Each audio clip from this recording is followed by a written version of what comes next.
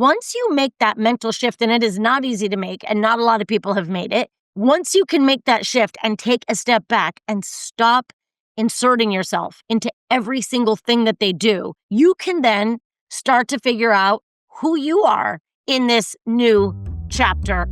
Welcome to the Lara Jane Layton Show. This podcast is for you, the person who keeps putting others first. Your self-talk has held you back. You no longer need to take a second seat. Let's explore ways to overcome self-doubt. You can silence that inner bully voice and achieve your full potential. Here's your host, Lara Jane. Welcome to the show, friend. My new best friend, Randi, is with us today, and I am so excited to talk about this.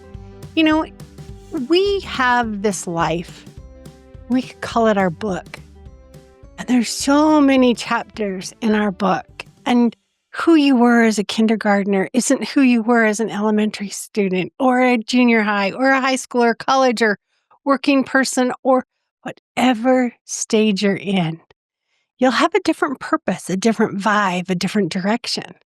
So how do we know when it's time to wrap up a chapter and move on to the next? Or how do we know where's that purpose in my life? And did you know every chapter you can have a new purpose, a new thing to go to? So Randi's going to help us with that, of opening up those possibilities of living life with purpose and letting our chapters be chapters. They don't have to be a whole book. But before we get started, we're going to get a quick word from our sponsor. When we come back, Randi, help me find purpose. I'll be right back. Let's go. Hey, since I rarely have openings in my coaching schedule, I have a new resource out there on my website. It is called the BFF Coaching Network. And I have offered a spot there for any coach that has been on this show to list their coaching. You can go out there, you can listen to their episodes, you can feel a little bit about them, and then choose a coach that will work for you. So LaraJaneLayton.com, the BFF Coaching Network. Okay, Randi, the information about using the show notes. So this is going to be fun. You know, I have a chapter, I'm retiring, or my kids are now all in high school, or there's so many chapters and we do different things. You go from being the mom to the taxi driver, from the working person that's entry level to the executive that's running the show. So there's so many chapters to go through. Sometimes I have a really hard time closing one because I don't want to let go. How can I find purpose in moving through the chapters into my new life? Well, first of all, thank you. Thank you for that question. Lord Jane, you're so right. It's not that one chapter ends and we're like closing a chapter and starting a new one fresh. It's all of our chapters are these different phases that I think we can embrace and enjoy. And you just brought me to a story, so I just have to go back for a minute and tell you a really funny story of something that happened. So our kids went to this little Catholic school, K through 8. And I'll never forget this. My daughter was in 8th grade playing soccer on the little soccer field. All the families there. I mean, everyone is friendly. It's a small school. And one of my girlfriends was sitting next to me, and her daughter had just started high school at the local high school. And I'll never forget saying to her, like, wow, your daughter is so old. Like, are you so freaked out? That was my perspective at the time. Like, she's so old. How are you doing this? How are you getting through this? Because her other younger daughter was, playing soccer. And she looked at me like I was crazy. And I'll never forget it. She said, Randi, like, it's a chapter. What would you want her to do? Would you want her to not have moved on from the 8th grade? And, she said it in a way that, no, of course we want her to move on to high school, but how do we let go of the fact that we're no longer in this sweet little community and school, and now they're going to the big bad high school? And I think that also induces the word stress, right? Because I was thinking about something that would give me stress without even realizing it, because I'm all worried about this high school when I still have a cute little 8th grader. You just need to enjoy each one of these chapters to the fullest. But see, we don't do that, Lara Jane. What we do is we just already start thinking about the future instead of really living in the present and enjoying what we have now. I mean, I would start there. So live now? Okay. How do I live now without all these plans for the future? It like, okay, I'm going to have a boat or a motorhome or whatever is on your bucket list to buy. You have these future goals. Can I live in the now and have goals? Yes. Yes. So live in the now. I love that question because I'm going to tell you something. Took me forever. As a coach, I'm sure everyone talks about with you, be present, be present. And people are like, what does be present mean? I'm right here. We're right here. We're talking. How are we not present? Yet we both know there's 100 ways that you and I could be here right now and not be present. I could be talking to you and you could be thinking about what you need to get at the hardware store later, to fix something in the bathroom. Like present means to me that we are both on this call and we are both appreciating each other's presence and our conversation and this here and this now. And as parents, and I am one to two kids that are 20, almost 23 and 25. What I know is that we go through the motions and we check off boxes, and that's how we get through a day. That's how we get through a month, and that's how we get through a year. And then a year passes, and then we look back and we're like, no way is my kid now, in the seventh grade, in high school. No way did high school, no way are they in college. What? My son just graduated college. No way. I just dropped him off. So if we don't get off of autopilot and stop checking lists, then we are going to let life pass us by and we're not going to be able to be right here, right now. So I say, heck yeah, you have that bucket list or the goals or the things that you want and you plan for that. But when you are living in the here and the now, especially as a parent, especially as a burned out parent, if you're going to make time to be with your kids, make that time to be with your kids. So do not make that time and then sit on your phone. So let's say you carve out an hour, but of that hour, you're on your phone and you're working, but you're like, no, I'm with you. No, no, no, no, no. That's not what I'm saying. I'm saying if it's 15 minutes, let it be 15 minutes. But when you're with your kids, it is so important that that time is just for you and them. And I'm not saying everybody has the luxury of even 15 minutes. I don't know what your schedules are, but surely you can carve out time each day to just spend time with your family, listening to your kids and learning who they are. I remember thinking when my oldest child got his driver's license, that was my freedom day. That was a party day. Now he could be the taxi driver. He could do all these other things. It didn't free up my life as much as I thought it was going to, but it did a lot, and now I had time that I didn't have to have somebody at the school at 6 o'clock and then another one at 7 and another one at 8. It just worked. And so taking little pieces of stress off is amazing. And so that was like, okay, new chapter. I have a driver. What does my new life look like? I think sometimes I forget to figure out what does it look like. And I'm kind of stuck in the now what phase. Like, oh, what do I do? My kid just forgot his lunch and his money. What do I do? Guess what? He can go himself. I don't have to do anything. But those are still thoughts that go through our heads, those things that we still hold on to because they're patterns that we're used to. So making that transition isn't just that, okay, now they're grown up, but how do we form it so it's our story? That's just another great thing because yeah, we have those thoughts all the time. And I love the driver's license because yes, we all believe that the minute our kids get their license, our roles and responsibilities are over. However, I think it's so important that for parents, we constantly try and find things that make us happy along the way. And I think it's very easy to get caught up in not being able to do that. So it's interesting with me. I'll be honest, when I started my career, I had a full-time I co-founded a company and it became a public healthcare company. And so I traveled all the time, really busy, long days. But I was that person that got up at like 4 in the morning to work out so that I could be up when my kids got up so that I could spend a good hour with them before I left for work and did all those things to make that time for them. And when my job ended, um, I was absolutely lost. And I remember so vividly thinking, what am I supposed to do with myself now? Because like, how hard can this parenting thing be? Because I had a lot of help at that time. And within 2 weeks, I just will never forget going from traveling and, running lots, being the manager of several people, saying to my husband, what just happened to me? Like, there's, water cooler talk at the office, and that's where you kind of get to bitch and moan about your life. But I'm home now with these kids and it is nonstop, 24 hours a day. And then there's the school. And then there's the politics of the moms and the carpools. And then there's the like, am I volunteering in the classroom? And what if I'm not volunteering enough? And what am I putting my name to? I couldn't believe, like, I felt like I literally just went, right into the fire. I had no idea how hard the whole 24/7 parenting would be because I had worked, until they were around, I want to say 3 and 5. And so you get really busy and locked in on all the mom duties. And we all know what all those mom duties are. And then as they start to pull away and they want their independence, we do start to say, now what? But a lot of people still are very, very involved and they won't let go.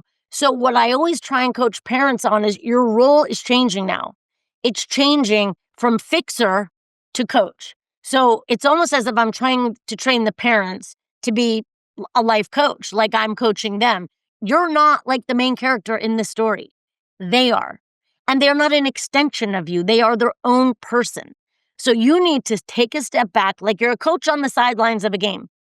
You're the sideline player. Let your kids be the main character in this story. Let them live their life. And you now stop jumping in to fix everything and start coaching them. And once you make that mental shift, and it is not easy to make, and not a lot of people have made it, once you can make that shift and take a step back and stop inserting yourself into every single thing that they do, you can then start to figure out who you are in this new chapter of your life and what kind of things you want to be doing.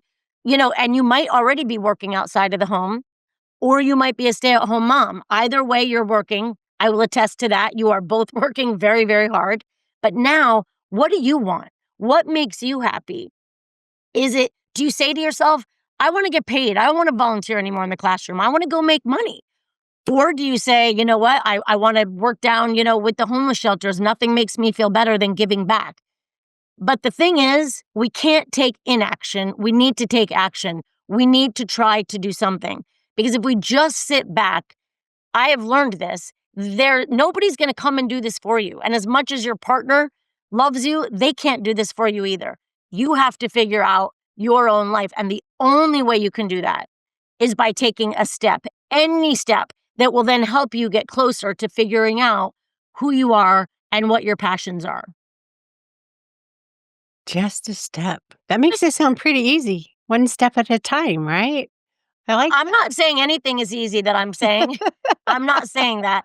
But I am saying that it is very easy to get caught up in like it was easy for me to be a stay-at-home mom. I said I was going to do it for a year. And then 1 year turned into 10 years. And after 10 years, I was like, wow, how can I go back into the workforce? I have no skills. I don't know technology. I don't know anything. And I really thought long and hard and nothing, Laura Jane, nothing came to me. I didn't know what to do. But in my mind, I thought, what's really fun is retail. I'm just going to give retail a try because who's not happy trying on clothes? So I go into my favorite store and I interview for a job. And the next night they call me and I get the job.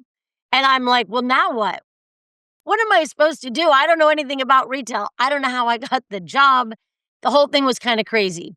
And then I had my husband telling me, listen, if you don't like the job, you can just quit. But I'm thinking, don't put that out there. I'm not quitting. I'm like just getting this party started.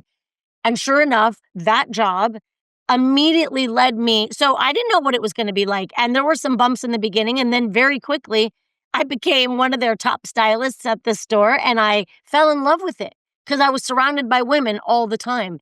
And once again, I got that validation. Like people were thanking me for my energy and for just everything that I brought to the table. I was getting thanked for it and paid for it.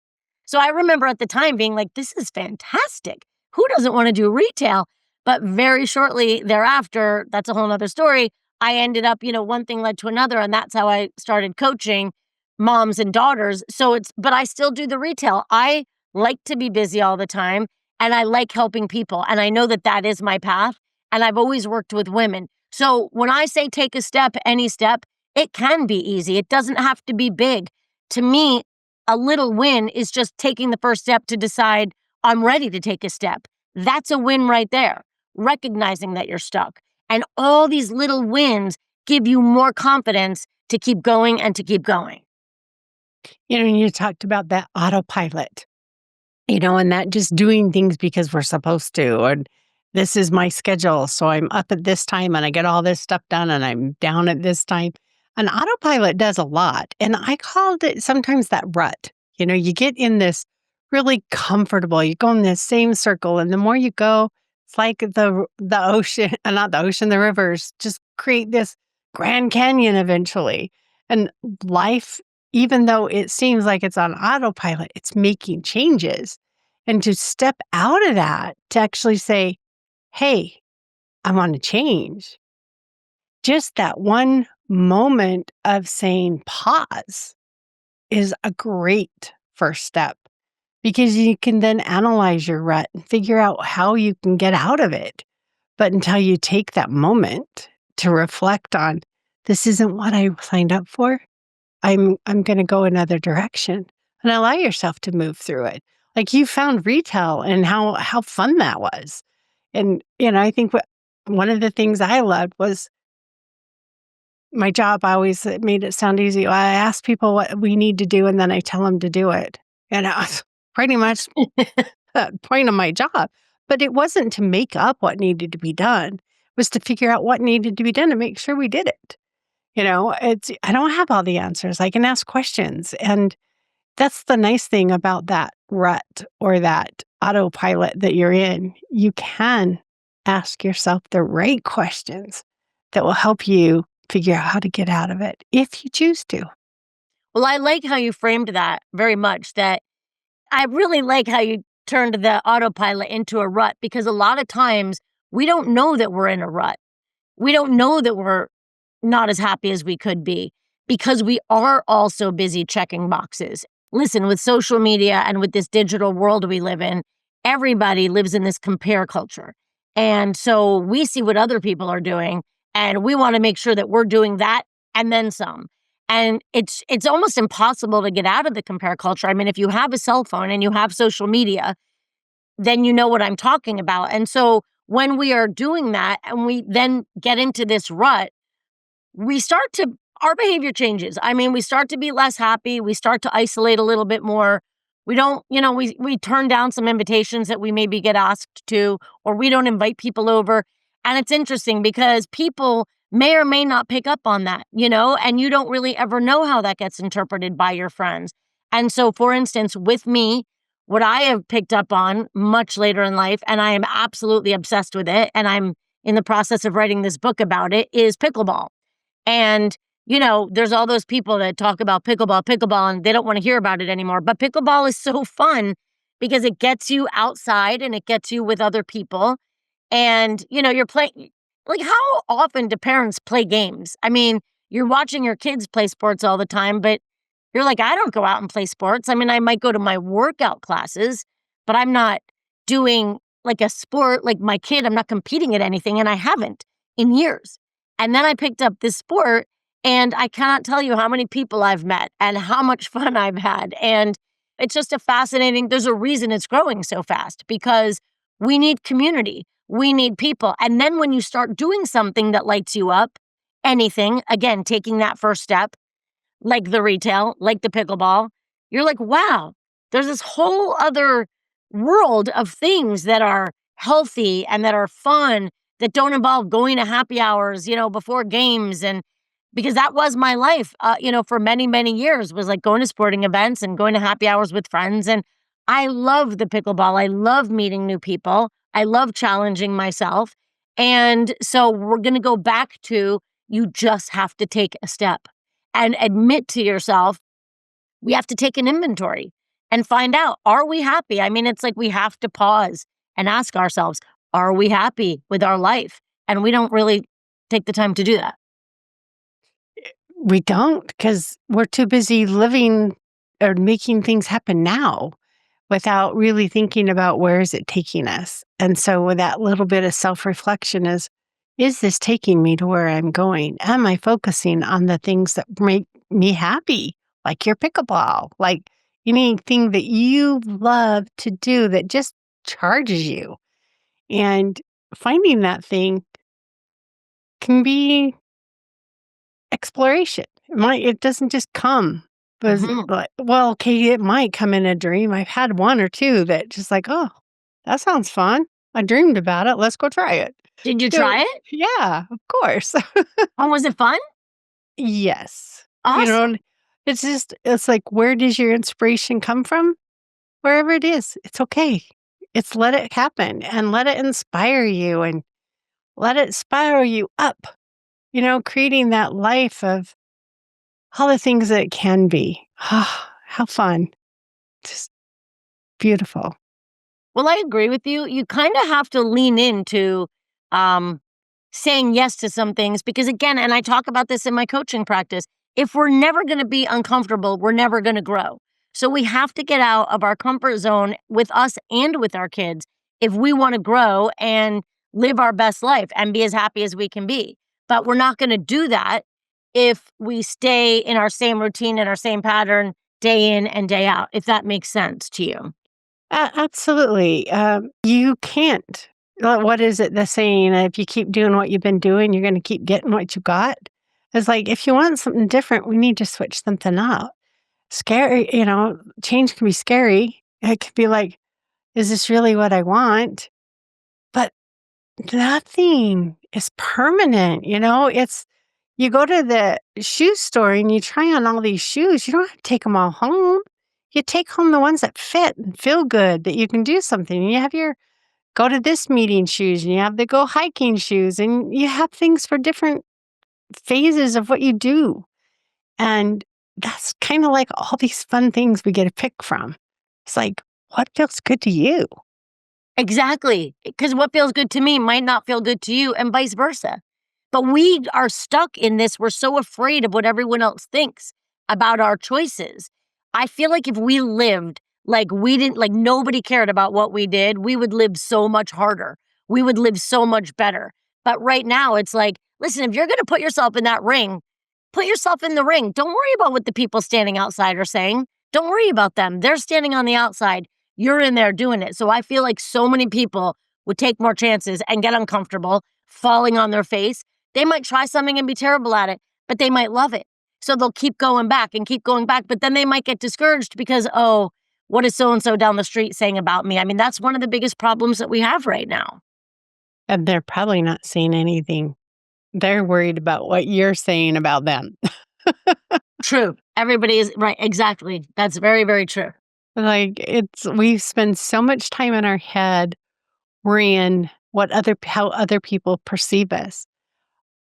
If we spend that same amount of time on how we perceive ourselves, just think how much more clarity we'd be living with. That's so true, actually. I never thought about it that way. But yeah, we do. I mean, that's the majority of how, especially with these young people, the young women that I work with. And the problem is so the reason I work with the young girls and their moms is because the young girls have very little coping skills because at home right now, their parents do everything for them. They make all their decisions for them. They really kind of influence where they're going to go to school, which sororities they should be. I mean, every decision is thought out by the mom. And so then they're sent to college and they're expected to adult, but they can't adult because they've never had to adult. They've never had to make these decisions and these choices. So these very capable young adults don't know how to adult. And I am seeing a huge trend that it is starting at home. And this is not to place blame or judgment.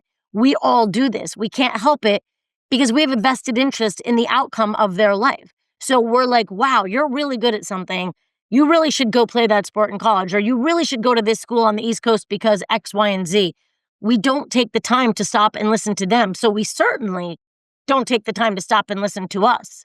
So it's like nobody is, if we go back to the beginning of our conversation, nobody is present enough to be asking the right questions.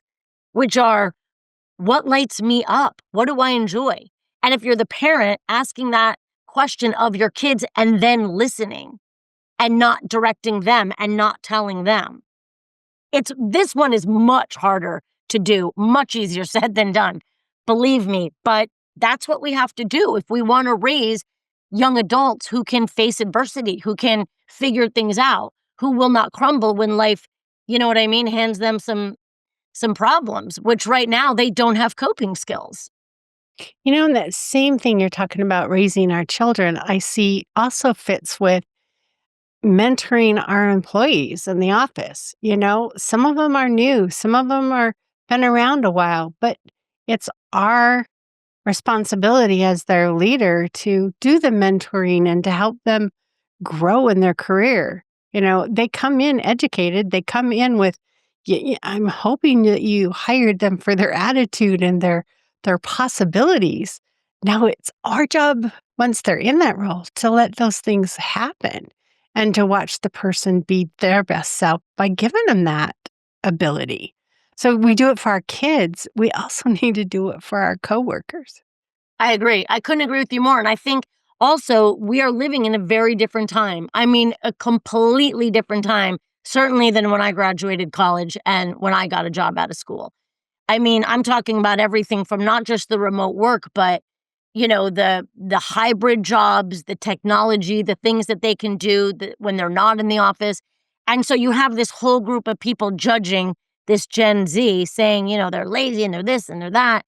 And I don't subscribe to all that at all because they are very effective on their phones and they're very effective with technology and they're very effective at getting things done when they're not necessarily in the office. Now, if you were to ask me, I believe I am a people person, like in real life people person. So I do believe that a completely remote job is totally unhealthy for someone right out of college. I don't know how much you could really get done when you're not face to face with any coworkers at least 3 days a week. That's my opinion on it. I feel very strongly and I believe I always will. However, there are people that this works really good for, and there are other people that just need to be surrounded. And then when they are there, you need the mentors mentoring these kids. And, it's like the generations are clashing right now when they need to be working together. But I feel like our generation isn't understanding their generation enough and working with them to understand that they grew up in a very digital age. And so we can't just look at them as they're lazy and they don't want to do the work. They just want to do the work differently. And we need to accept that. We're all going to get from A to Z, but you and I might get there differently than Gen Z might get there. Absolutely. And I mean, just think about driving from the East Coast or the West Coast to the East Coast or vice versa. How many different routes could you take? I don't care if you want to say, okay, I'm going from San Francisco to New York City, wherever. You can put two destinations. There's not one way to get there, and I could say, I'm going to take the scenic route. I want to see more. Someone else go, I got to take the express route. Someone else could say, I'm flying because I don't have the time. There are so many ways to do that, that when you can give someone the latitude to figure out how you can get from San Francisco to New York, that gives them so much more than transferring them. It's like you can do it your way. You can take a week, you can take 2 hours, whatever it's going to be for you to really embrace that opportunity. I agree, but I believe that is it's a very hard thing, certainly for parents to do. Do you know what I mean? Because we know how we got from A to Z. So therefore, when we see our kids taking a different path, they might want to take the scenic route, or they might want to take the hills, or they might want to go through the tunnels. And we're watching that thinking we're watching a train wreck in slow-mo, and we're not. We're watching them get there their own way, and we need to respect that. Yeah, and they're going, "Hey, mom, I ain't going to New York. I'm going to Fort Lauderdale." Like they could pick a whole nother place, but it's the same thing. It's like, no, I don't want to run the family business. I want to be whatever. And it's allowing. This is a simple way to do it. I used to tell my kid, I don't care what hairstyle you get, it'll grow out. Well, that's really for everything. Go ahead and try that. Tell me if you like it, then we'll keep doing it. If not, it's like, yeah, you can experiment and just think how much better you would feel of knowing that I'm going to try this. It's an experiment. For now, I'm going to brush my teeth every day after lunch. Maybe some people do, maybe some people don't. But for now, that's what I'm going to try and see if I like it. Or for now, every day after lunch, I'm going to go outside and ground myself, kick my shoes off and walk in the grass for 5 minutes, come back in. I don't care what it is. But until you give it a try, you don't know if it's going to work or not. I'm just listening to you, and you use that example, and I use the example of changing the channel on the TV, the old TVs where you had to turn the channel. That's what I always think of. Like, you can always change the channel. Give it a try. If it doesn't work, change the channel. Try something else. Try another show. Same thing as the haircut. Just, we have to put ourselves out there and start to be okay with discomfort. We've got to be comfortable being uncomfortable. And nobody wants to be uncomfortable today. Nobody. And nobody started as an expert. We all started as babies. We all started as beginners. There's not one thing that you can do today that you could do I guess you could breathe, that you could do as a baby. There's are things that are just built in. But every one of us learned where and grew to where we are today. That doesn't end. That doesn't stop. We can keep doing it. That's what the fun is.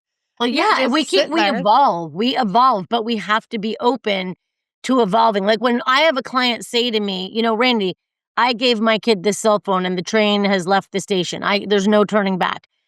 It's an odd thing to me that people feel like, well, I've given this phone and now I can't take it away, or I can't take it away at nighttime. Yes, you can. Of course you can.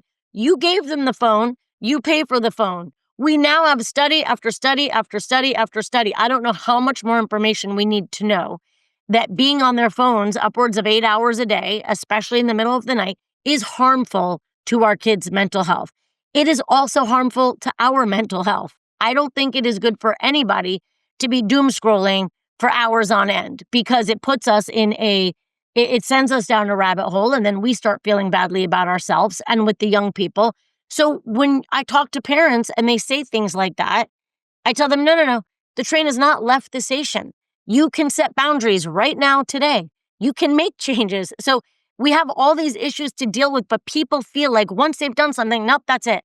Like, you know what I mean? I'm done with this. We are not done with it. And we can make so many changes in our life effective immediately. But we, again, have to be okay with discomfort. It is not comfortable taking your phone away from your 15-year-old and saying, you can have your phone all day, but at 10 o'clock at night, it's coming to my room. That's not going to be comfortable. That's not going to be fun. There will be arguing. But you know what? You're saving your kid from a lot of issues down the road. They don't need to be on their phone at 2 a.m. Nobody does. They need to be sleeping. So there's all these little things that we can make immediate changes right now. And I just think that's very important for people to understand. Yes, and by giving them that structure, if that's what you choose, I'm not saying all kids need to have their phones taken away at 10 o'clock, but there might be some that do. But at the same time, giving them that structure prepares them for the work environment. I know a lot of places that have a clean desk policy because I worked in banking, so a lot of times you can't take your phone in where you have access to client records and client data, because you could inadvertently, accidentally take a selfie with the wrong data in the background.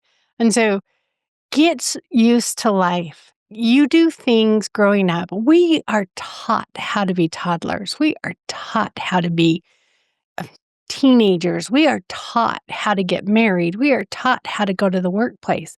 It doesn't go any farther than that. You have to learn from there on.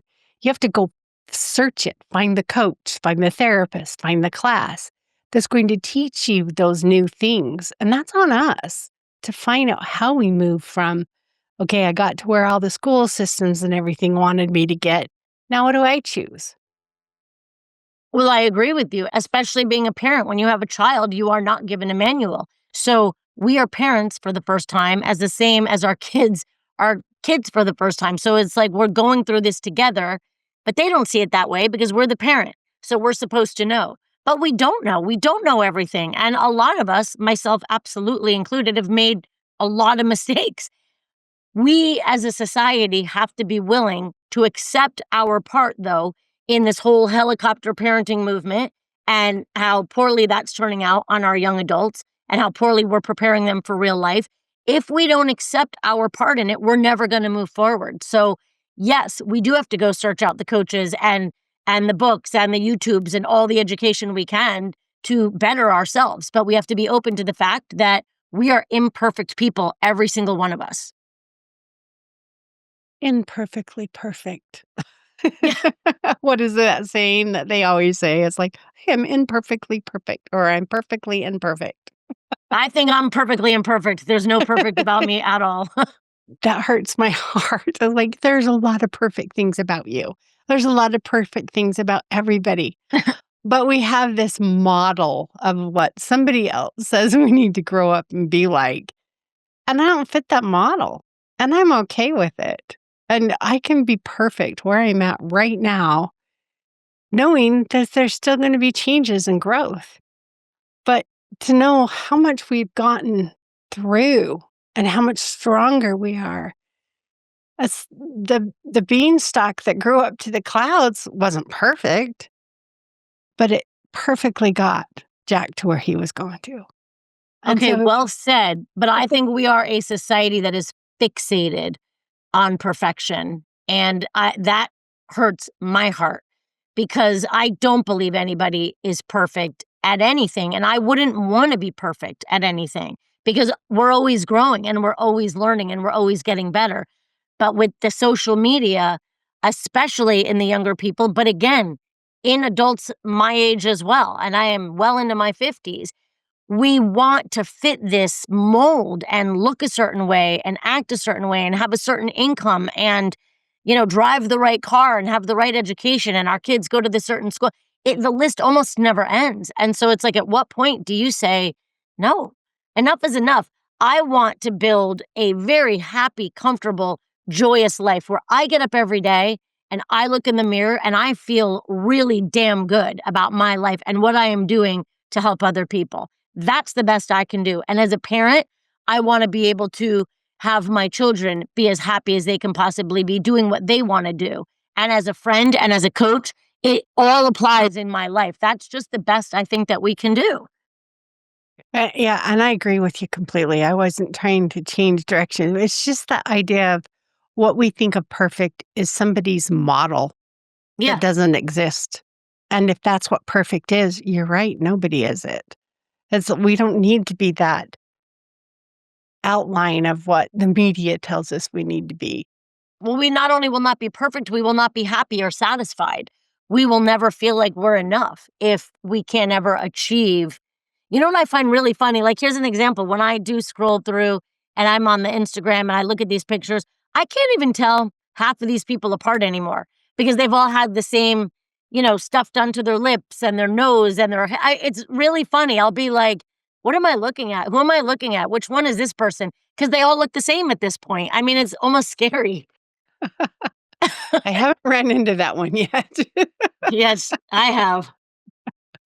I think that's great. So, as we, walk through all this, it's all about empowering ourselves to really have that opportunity to live with purpose and to choose when a chapter ends and when it starts. You are your author. You are writing your book. You get to choose. And if it's a short chapter, that's okay. Those are the best kind to read at night anyway. True. I'm just going to read one chapter. I like that. So it's like we get a pick. So author your story. And if it takes a pause, this is my experimental chapter where I figure out what makes me smile. That's a great chapter.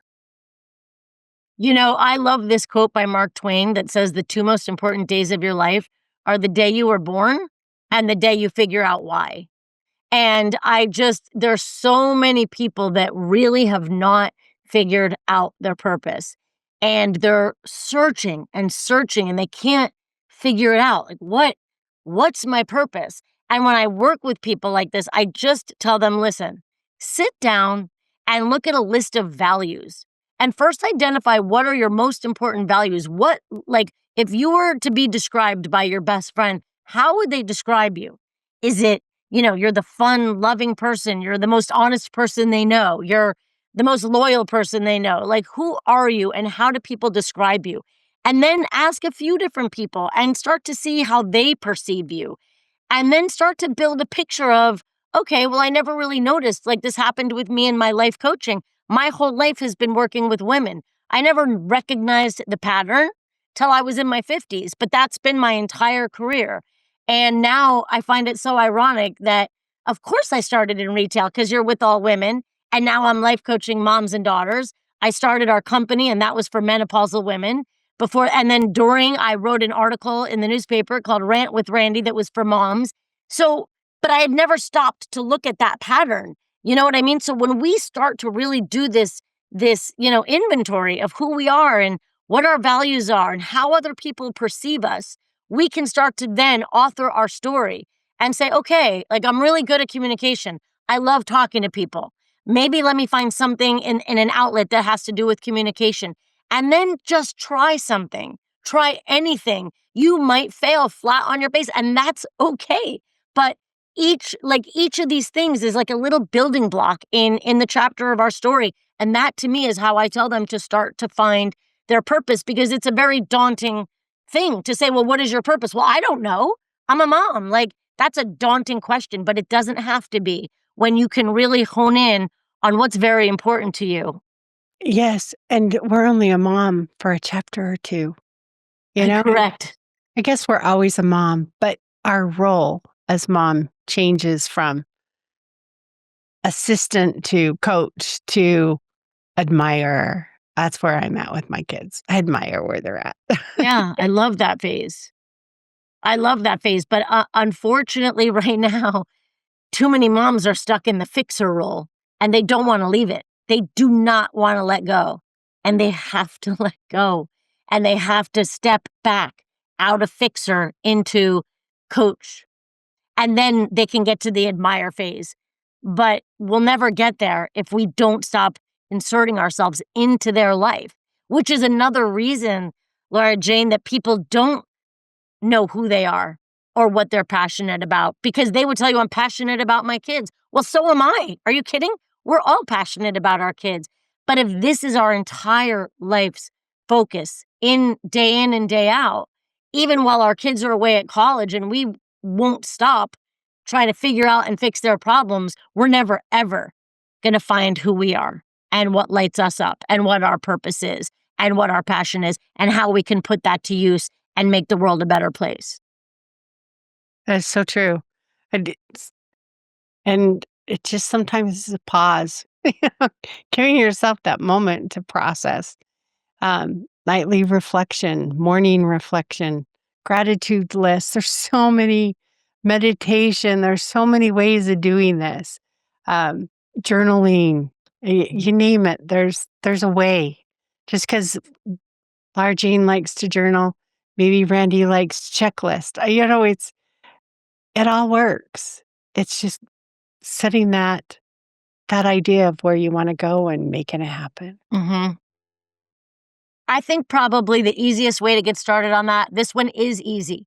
This is easily said and easily done, is every single night after you eat dinner, every night, without fail, walk outside. I know everyone has a pair of shoes that they can wear. They don't have to be like Hoka running shoes. Put on a pair of shoes, lace up, get outside, and go for a 5 to 10 minute walk after you eat every single night. And just take those 5 to 10 minutes to let your stomach settle, to digest your food, to feel a little better, and to think and to reflect and to find gratitude in your day, and to find, hopefully, you start doing this and it becomes a habit. And out of that will come, wow, you know what I really enjoy? And I mean, it's going to take time. It won't happen overnight, but that is a beautiful way to incorporate exercise, feeling better, doing something for yourself, and a time of reflection. It can literally be 5 minutes. Yep. It does not have to be hours long. No. And it doesn't have to be you being quiet in a room all by yourself where you can think of 1,000 other things you could be doing with your time. I love to stack things. Take my moment while I'm brushing my teeth. Take the moment while I'm in the shower. Take the moment while I'm on the pot. Take the moment while I'm waiting for the water to boil. Or the coffee to drop. There's so many moments in the day that you're kind of in wait mode for a moment. And what a perfect time to do a gratitude practice or a self-reflection practice. So I love it. Yeah. Sometimes when I talk, I don't like to sound like woo woo or like I know it all. You know what? I'm staring at your frog behind you. That's so cute. I can't stop staring at him. This stuff is not it's not out there. It's very accessible to everyone to do these things, to be able to move forward and, make choices at each different chapter. Yes. And knowing you get to write it. And if you write it and you don't like it, just write a new one. It's Just write a okay. new one. It's a short chapter today. That's a funny one, and I'm gonna keep that with me, actually. Like, you know what? This one was a short chapter. Next. I like that a lot. Hey, Randy, why don't you share with our friend a little bit about you, what you do, how they can get a hold of you, and then what's that one thing? I think you already told us, but we'll see if you tell us again Okay. Well, what's the one thing what? that we can do this week to try and Oh, feel okay, better. okay, that we can do this week. Okay, well, I'm a life coach, but again, as I've told Laura Jane, I hate putting titles on things. I'm basically a parent coach, and I work with moms and daughters mainly, from teens to young adults, and I just help them with, to me, what is the number one issue that we have, which is communication. Um, I help them communicate with each other better, and I help the daughters with coping skills, and I help parents understand how to move from fixer to to coach and being on the sidelines and to just take a step back. And I'm here in San Diego, but I do everything over Zoom, and people can reach me on my website at randicrawfordcoaching.com. And that's Randy with an I. I really love to see people happy, and there's so much loneliness right now, and there's so much unhappiness. And I'm not saying it can all be fixed easily. It can't. But we can do so many things.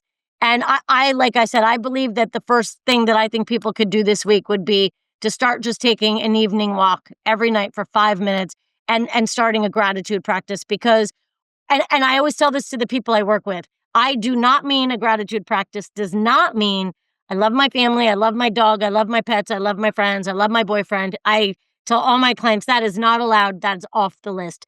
A real gratitude practice is dig deep. That's why I want it to be after dinner.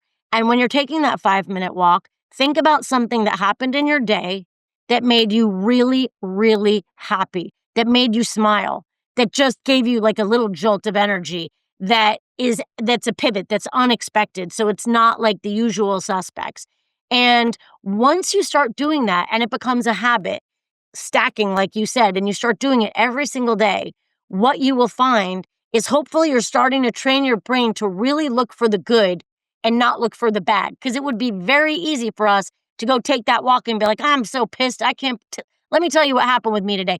Don't do that. I don't want anyone to do that. I want them to start a real deep gratitude practice, dig deep, find the good in your day, and just watch how it shifts the way that you look at the world. Yes, it does shift the way we look at the world. And it's funny, the more I work on me, the more people around me change and I don't have to do anything about it.